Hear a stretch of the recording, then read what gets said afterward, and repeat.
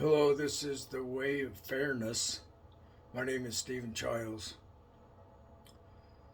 I'm trying to understand what I'm being shown through life experience, through events that happen synchronistically throughout the day, and how they correlate with the dreams and or visions and or intrusive telepathic thoughts or helpful telepathic communications. In other words, I'm trying to make sense of it all.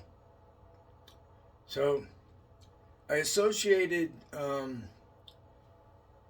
a enemy, someone who was viciously attacking me, intrusively, telepathic, intrusive, breaking and entering into my brain and threatening to cut me in half and things such as that. And I associated it with a town nearby. But then I'm thinking about when I was in Kansas. I got up one morning to start driving, and it was that same authoritarian, maybe it's a sheriff or something, that says, "I will cut you in half," to me. And it's like really trying to get me to be afraid.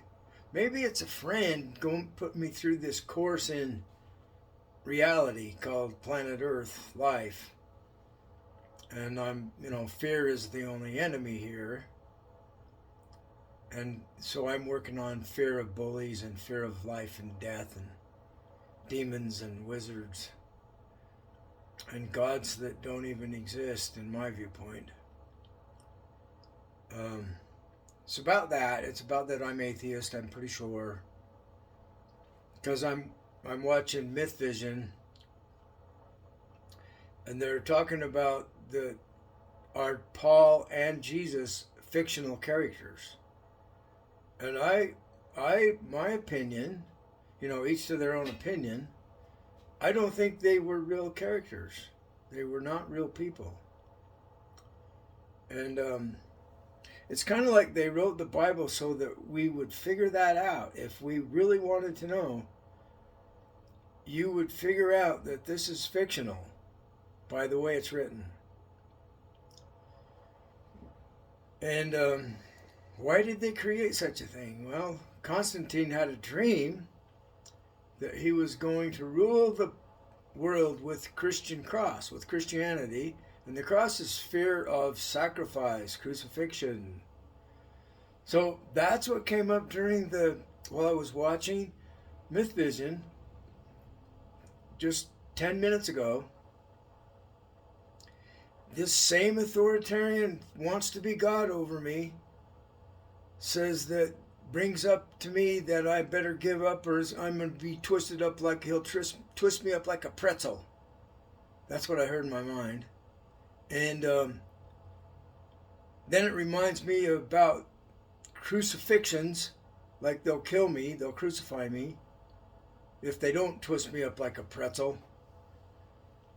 So I made some comments about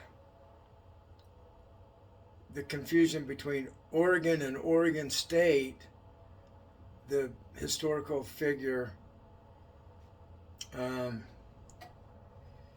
And so I said something clever like, is it Oregon or is it Idaho spuds to be sliced up?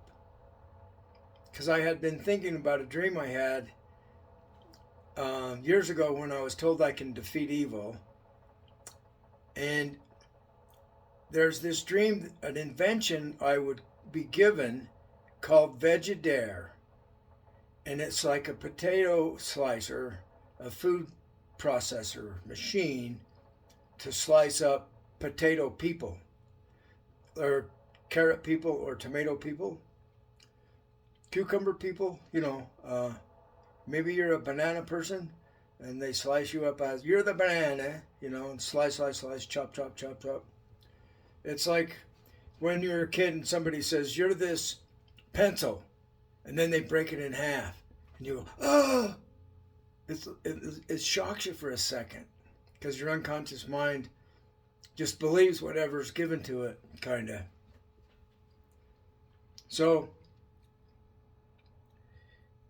I think we're really close to having this revealed, and it's along the lines that I think that the more advanced civilizations get, the more they are atheistic, because the evidence is that this happened without a creator mind at all. We can explain this being here without a creator mind, a creator supreme being. And people really don't want me to say that. They don't want to hear it.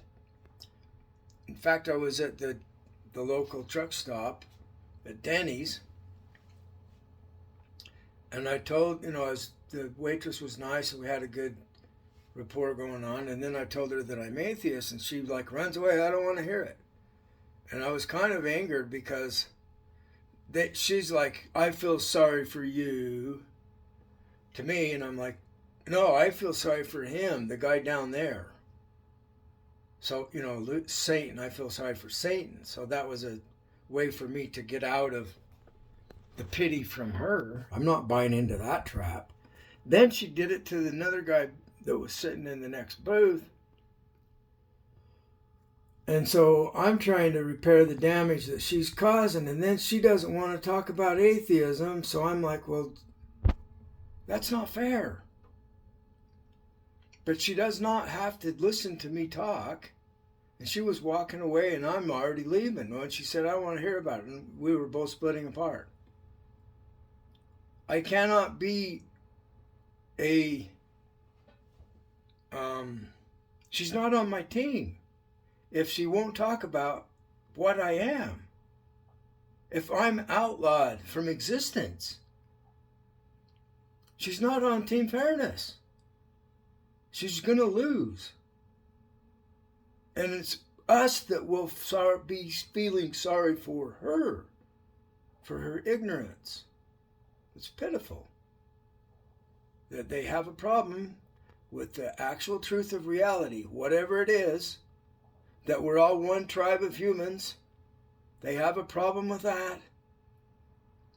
They're fighting against the truth. And the truth is going to defeat them. It always does, and it always will.